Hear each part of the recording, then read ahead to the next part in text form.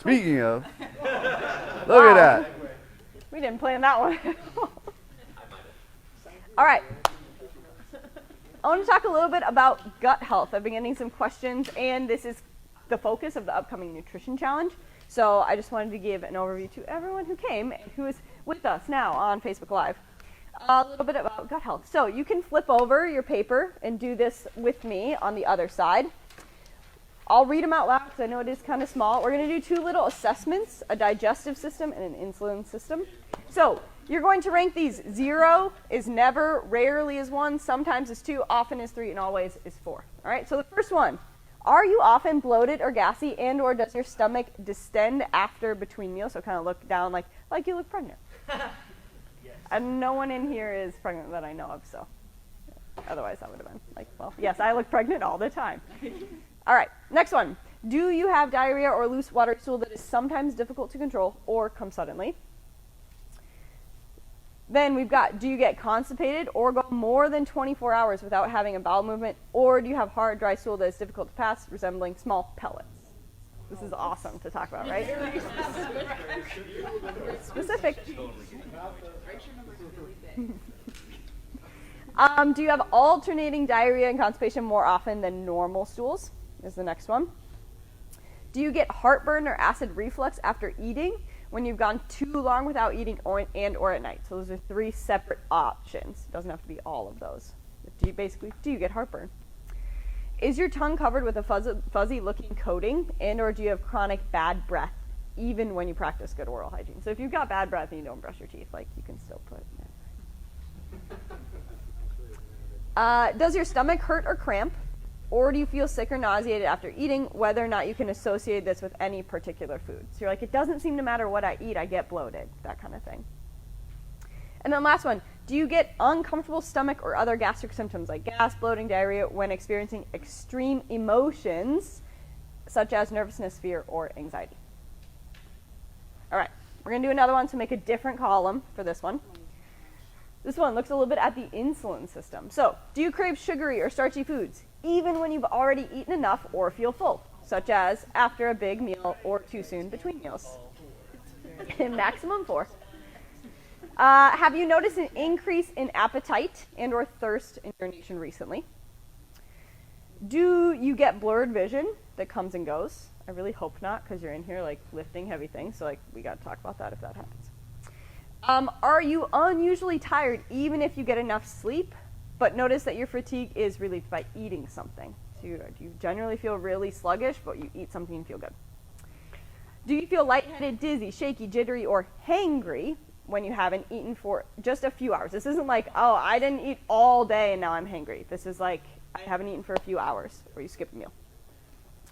Is your waist girth equal or greater to your hip girth? So this is your waist, this is your hips.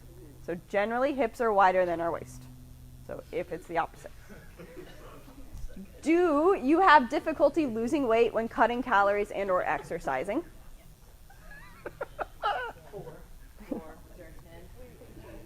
All right, and then this last one is if you've had your fasted blood sugars tested and it was a certain amount, and you would know that probably. One of them is yes or no question. Yeah, like they're all yes no's, but you're putting them on a scale, right? This isn't like an exact science, okay? I'm just gonna listen to that. All right, so go ahead, add those up. Add each column up separately. Oh, are you gonna give them? Oh, I can leave now. I got All right, so these questions are based off a lot of like inflammation. So we can have inflammation in a lot of different body systems based on these quizzes. Now again, this is not an exact science. If you scored basically 7 or 5 or below, you're like awesome. You don't have any inflammation in these systems. They're each separate. So first column is 1 score. Second column is another score. They both are on this scale. If you're living in this like 5, 6, 7, they say that like you got a couple issues, but you seem pretty good so far. But if we let that inflammation get out of hand, we might have some poor health or chronic health problems at above a 10. All right? So we did the digestive and the blood sugar quizzes, I have quizzes for all of these. If anyone's like looking at these and like, I kind of want to take all of these, just send me a message. I'm happy to send those to you and you can kind of look at those.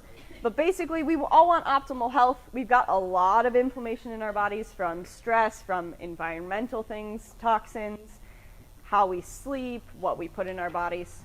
All of the things about gut health generally relate to inflammation and how much inflammation we're having overall in our bodies. All right. Any questions on those like assessments or anything? Again, they're not an exact science, but if it's interesting to you, I'm happy to spread those around. All right. So gut health. We hear a lot about gut bacteria. So has anyone heard about like probiotics, prebiotics? We should all be taking them, all those things. Yeah. So biotics is bacteria. So your gut, as a simplified version, we generally have some good bacteria and some bad bacteria in our gut. Now, what controls the ratio, which is really what's important, it's normal to have some good and some bad, but we don't want the bad to outweigh the good.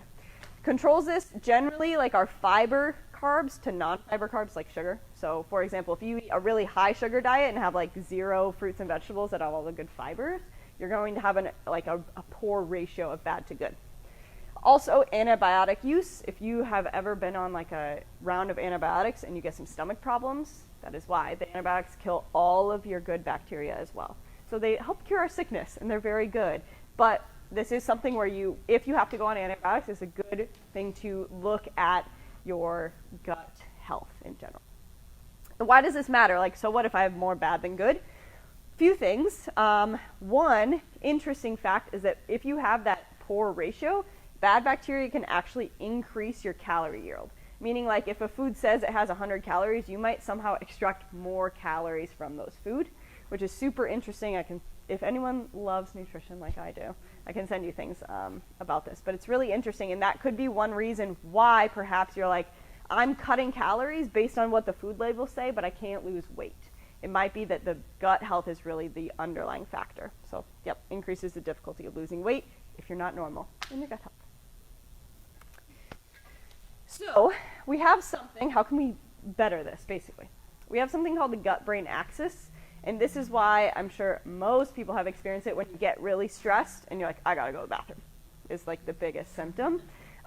Or you get really stressed and you're like, I haven't gone to the bathroom in days, kind of thing. Could go one way or the other. So, a lot of things are controlled between our gut and our brain. Our brain controls what happens in our gut, and our gut controls what happens in our brain, and it kind of is a big cycle, like so. There are a lot of things that can be attributed to this. There's a lot of research coming out recently that like autism has a huge link to the species of bacteria in your gut. So that's really interesting. Lots of anxiety and gastrointestinal disorders have also been kind of linked to that irregular gut-brain axis there. All right, so let's talk about food, because that's the biggest way we can control it. Food and inflammation. I want to go over a few things because a lot of this floats around a lot in like media about like food intolerances, and you've probably heard a lot about like the tests that you can like prick your finger and send it away, and it tells you like what foods you're more allergic to, things like that. I don't love those tests. I think it's kind of a waste of your money, but if you've got lots of extra cash and you want to do it, go ahead, do it. So, few different things. A food allergy is when you eat something and you have that immediate immune response, like your throat closes up. That's an allergy. We can also have intolerance, where you're unable to digest something. And then we can have a food sensitivity, which it involves the immune system, but the reaction is a little bit delayed.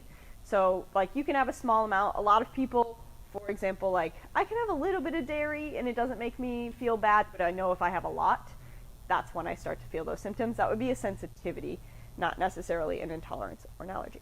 And we have a lot of sensitivities. Main common triggers for people are gluten and dairy. I'm sure you've heard a lot about this.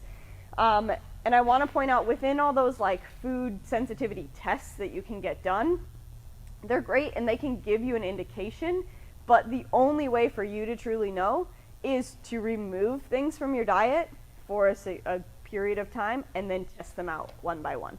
Otherwise, you won't ever really know. So, it's an enzyme problem. Again, the only way is to take it out, add it back in, which is kind of what we're doing. We'll do a little bit in the nutrition challenge. So When she says a period of time, right? It's not like 2 days. I haven't had any bread in 2 days. Like, takes gluten like 2 to 3 weeks to like. Generally, I'd say minimum 3 weeks is the general guideline. Yeah. Where if you, and it's not like, oh, I'm generally taking it out, but I'm still having a couple tablespoons of milk in my coffee. It's like it won't do it. You have to completely remove it and then test it back out about 3 weeks later. I do it all the time, except for when I'm not doing it, right? Or like the weekends do count in the 3 weeks. Right. Some people think they don't. Yeah. Yeah, I know. It doesn't happen on the weekends. All right. So what can we do? Like I said, it's linked, so you can do a few things. One, you can work on the more mental side of it: meditation, breathing practices, and eating practices. Not eating practices I'll go into a little bit, but that's not actually like the food you're eating. I practice the eating. I am so good. Yeah. And then specifically working on the gut, we can include more fiber. Generally, this means more fruits and vegetables and whole grains. We can eliminate sugar. Sugar is super, super bad for those gut bacteria. That's the main reason those bad gut bacteria will multiply. And then we can eliminate other inflammatory foods like the gluten and the dairy. There are some others that can be inflammatory for people. You found out one. It was sad. So Ashley has done this protocol before. I don't know. What did you find out? That I can't have eggs or oats. And they're almost in everything. Yes. But you definitely feel a lot better after doing this. Yeah. So it's, I don't know. So how would you describe the process? Was it hard. difficult? Yeah. And you're hungry, but it's worth it. Good. I like it. And So at the very like heart and soul of like, I think in general problems, right? Problems that people face, problems that society face, is based in a lack of awareness, right? Doing this creates a huge amount of awareness about what the food that you're eating and what you're putting into your body and the effects that it has on your body. So if anything else, you get a better understanding of things like that that you can change and make your the rest of your life so much better, right? yeah. And this isn't like, these types of things are like, I don't want people to fear they come to me and I'm going to say you can never eat gluten or dairy ever again in your life. That's not what I'm going to tell you. But I'm going to tell you that if you want to learn about it, you do have to cut it out and test it in a little bit at a time. And then your tolerance level to it a little bit. I know I can have a little bit every once in a while, or I know that I really do just need to stay away from it. But then you're happier and healthier overall. So it's a really interesting kind of step to go through. I would love if everyone started with this step, just because it is a good learning process. All right, so start with food. A lot of times people want to go straight to I'm just going to take a probiotic pill and that's going to solve all my problems. We love the pills. They're easy, but you got to start with food. So things you can do that don't involve necessarily doing that whole anti-inflammatory protocol. We can eat more fiber. Again, that means fruits, vegetables, legumes. That's lentils and things like that. Whole grains, sticking a pasta is not a whole grain because that's gluten. And it's been processed a lot, but whole grains like quinoa, rice is a whole grain, all of those types of things. I would say eat more colors. That goes a little bit into micronutrients, like your vitamins and your minerals. Eat the rainbow, right? Taste the rainbow in the gym and eat the rainbow at home. Fermented foods are really great for your gut. So that's if you like kombucha. Of course, we don't want the kombucha that has a bunch of added sugar in it, but kombucha is great. If you like kimchi, if you like beer is a fermented food, but again, that's not where I'm going with this. So yeah, fermented foods are great. Yogurt is a fermented dairy. A lot of times I find in these protocols that people generally need to stay away from dairy, but the fermented dairies like your yogurt and your cottage cheese generally don't kind of cause so much gastrointestinal inflammation there. Eat less added sugar and eat less inflammatory foods. That's kind of where we go with that. And you can improve your habits around food. So we get really into the go, go, go of the daily life, and all of a sudden the next thing I know, we're typing with one hand and eating with the other to stay on track. So generally, things around food: eat with friends and family. Make it like a happy part of your day. We really should be eating without TVs or phones, just because they draw our attention, and the next thing you know, your plate's gone. You don't really know how fast you ate it, what you ate, anything like that. Try and make meal times at least 20 minutes. We eat really fast. That causes gastrointestinal stress there. And practicing gratitude around food, that goes through the mental aspect, whether that is a practice. Many people like to say the grace before food, or just like being thankful that that food made it to your table and it's going to nourish you and it's going to let you come into the gym and do your daily lives. Things like that. I think that's all I got. Gut health questions. Take care of your guts. They're really important.